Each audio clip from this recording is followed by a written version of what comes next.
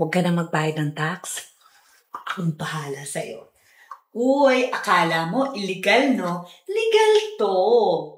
Ayon sa batas, pwede hindi ka magbayad ng 6% capital gains tax. Under Section 24D of the Tax Code, kapag binenta mo ang principal residence mo, exempted ka sa 6% capital gains tax. Kung ang buong proceeds ay gagamitin mo to buy or build a new home within 18 months. Pero may kondisyon. Kailangan mag-file ng sworn declaration sa BIR within 30 days. At pwede lang itong i-claim once every 10 years. Maraming homeowners ang nagbabayad ng milyon sa CGT kasi di nila alam ang rule na to.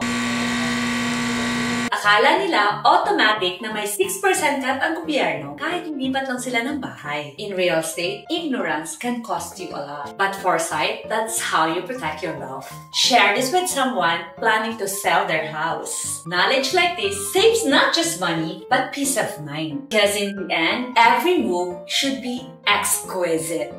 As always. Wala pa palang. As always. Ang nagbabayad sa CGT. Okay. Maraming homeowners ang nagbabayad ng milyon sa BIR. Akala nila, automatic.